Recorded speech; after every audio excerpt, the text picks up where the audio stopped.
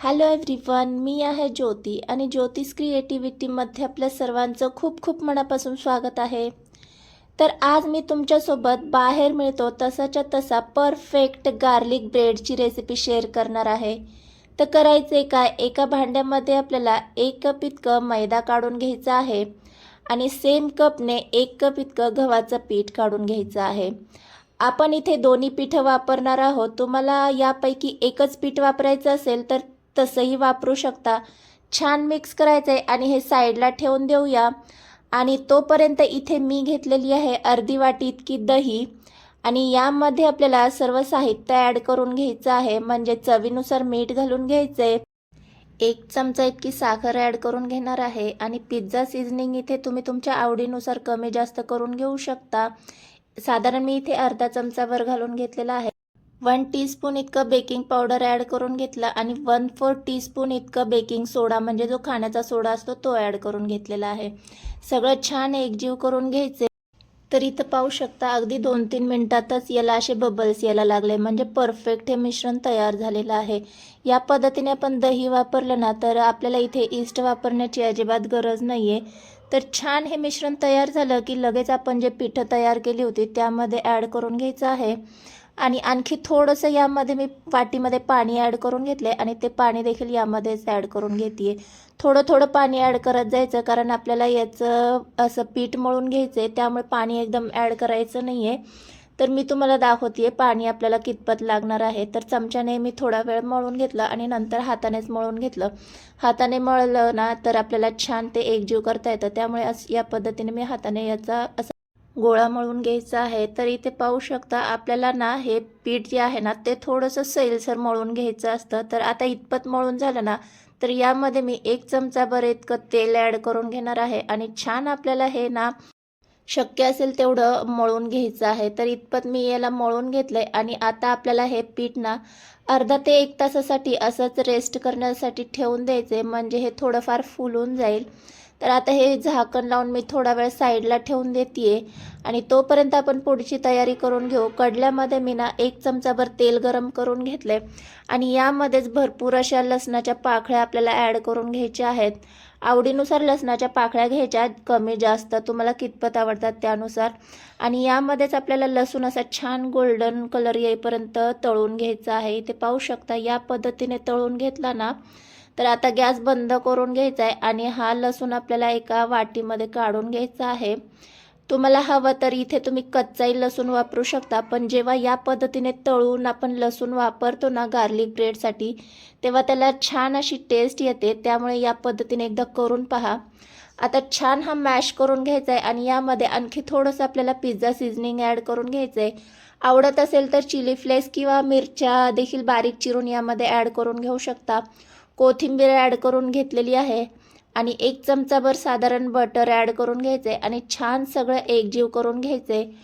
थोडंसं तुम्हाला यामध्ये आणखी थोडंसं मीठ ॲड करायचं असेल ना तर तेही तुम्ही करून घेऊ शकता. छान इथे आपलं हे स्प्रेड तयार झालं आहे. आता हे आपण साईडला ठेवून देऊ आणि इथे पाहू शकता अर्धा तास झाल्याच्या नंतर आपलं पीठ जे आहे ते बऱ्यापैकी डबल झालेलं आहे.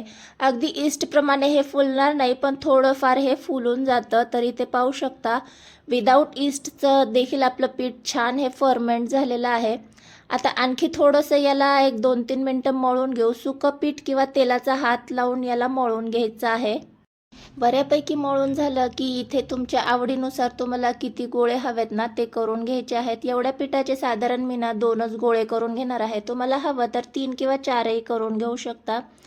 आता छान याला मी सुकं पीठ लावून असं एकदा मळून घेतलंय आणि आपल्याला हे लाटून घ्यायचंय. तर लाटण्यासाठी पोलपाट घेतलं, त्यावर सुकं पीठ असं मी भुरभुरून घेतलं आणि हे आता आपल्याला लाटून घ्यायचंय.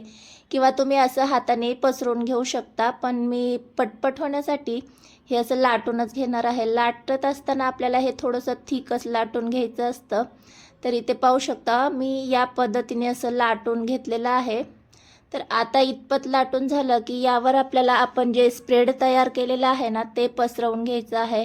तर पसरवत असताना एकाच साईडने पसरवून घ्यायचे, कारण आपल्याला हे फोल्ड करायचं आहे. तर आवडीनुसार जास्त कमी करून घेऊ शकता. छान हे सगळं एक साईडला पसरवून घेतलं की यामध्ये ज्या पिझ्झाच्या भाज्या असतात ना त्या देखील तुम्ही ॲड करून घेऊ शकता. माझ्याकडे फक्त कॉर्न होते, त्यामुळे इथे मी कॉर्नचाच वापर केलेला आहे. हे कच्चे कॉर्न आहेत, बॉईल वगैरे केलेले नाही आहेत. आणि इथे मी ना प्रोसेस चीज आहे ना ते किसून घालते. तुम्हाला आवडत असेल ना तर मोझरेला चीजही घालून घेऊ शकता. मी मोझरेला चीज मला आवडत नाही, त्यामुळे मी घातलेलं नाही आहे. पण गार्लिक ब्रेडमध्ये शक्यतो मोझरेला चीजचाच वापर करतात. थोडंसं साईडने ना आपल्याला ओल्या हाताने असं प्रेस करून घ्यायचं आहे, कारण याला आपल्याला सील करायचं आहे. आणि मगाशी मी सांगायचं विसरले, स्टफिंग पूर्ण आपल्याला साईडपर्यंत भरायचं नाही आहे. थोडीशी साईडला शिल्लक जागा ठेवायची, कारण नंतर हे आपल्याला या पद्धतीने ना असं सील करून घ्यायचे, कारण म्हणजे आपण जे आतमध्ये स्टफिंग भरलेलं आहे ना ते बाहेर येऊ नये यासाठी. तर असं छान असं प्रेस करून घ्यायचे आणि नंतर सुरीने याला व्हिडिओ दाखवते त्या पद्धतीने असे कट मारून घ्यायचे, म्हणजे ते आतपर्यंत छान असे बेक होतील. तर इथे पाहू शकता या पद्धतीने मी छान असे सगळे याला कट मारून घेतले. तर इथे मस्त आपला गार्लिक ब्रेड बेक होण्यासाठी तयार झालेला आहे. तर आता हा आपण काढून घेऊया. तर हा मी पॅनमध्ये बेक करणार आहे, त्यामुळे पॅनला अगोदरच मी ऑइलने ग्रीस करून घेतलेत. पॅनवर तुम्हाला बटर पेपरही ठेवून द्यायचा असेल तर तसंही तुम्ही ठेवून देऊ शकता, पण मी तसा डायरेक्टच ठेवून दिलेला आहे. आणि आणखी थोडंसं आपण जे गार्लिकचं मिश्रण तयार केलं होतं ते यावर पसरवून घ्यायचे, म्हणजे ते दिसायलाही छान दिसतं आणि खातानाही टेस्टी लागतं. तर आता या पद्धतीने सगळं करून झालं की हा आपल्याला आता बेक करून घ्यायचा आहे. तर बेक करण्यासाठी मी गॅसवर तवा गरम करून घेतला आणि त्यावर हा पॅन ठेवून दिलेला आहे आणि झाकण लावून आपल्याला 20 ते 25 मिनिटासाठी हा बेक करून घ्यायचा आहे. मीडियम गॅसवर 25 मिनिटासाठी बेक केल्याच्या नंतर तुम्ही पाहू शकता खूप सुंदर असा आपला गार्लिक ब्रेड इथे बेक झालेला आहे. तवा ठेवल्यामुळे काय होतं, हा करपत नाही खाली, त्यामुळे इथे मी तवा ठेवून त्याच्यावर पॅन ठेवलेला होता. तर मस्त गरमागरम इथे आपण गार्लिक ब्रेड सर्व केलेला आहे. तर इथे मी तुम्हाला ना कट करून दाखवते, अगदी बाहेर मिळतो तसाच्या तसा परफेक्ट झालेला आहे आणि कलरही खूप सुंदर आलेला आहे. तर यामध्ये जी स्टफिंग आपण केली होती ना ती भरपूर अशी भरली होती, तरीसुद्धा यामध्ये स्टफिंग दिसताना खूप कमी दिसतीये. त्यामुळे स्टफिंग तुम्हाला आवडत असेल तर थोडीशी जास्त तुम्ही भरू शकता. आणि इथे चीज तुम्ही पाहू शकता, मी ना प्रोसेस चीज वापरलेला आहे, त्यामुळे याला अशी तार आलेली नाही आहे. तुम्हाला हवं तर तुम्ही मोझरेला चीजचा वापर करू शकता. तर इथे पाहू शकता खूप सुंदर परफेक्ट असा बाहेर मिळतो तसाच्या तसा गार्लिक ब्रेड आपला तयार झालेला आहे. संध्याकाळच्या किंवा छोट्या मोठ्या मधल्या वेळेच्या भुकेसाठी हा गार्लिक ब्रेड तुम्ही तयार करू शकता. आजचा व्हिडिओ तुम्हाला थोडासा जरी आवडला असेल तर प्लीज व्हिडिओला हाईप करा आणि चॅनलवर नवीन आला असाल तर सबस्क्राईब केल्याशिवाय जाऊ नका. भेटूया नेक्स्ट व्हिडिओमध्ये. तोपर्यंत मस्त खा आणि स्वस्त राहा. बाय.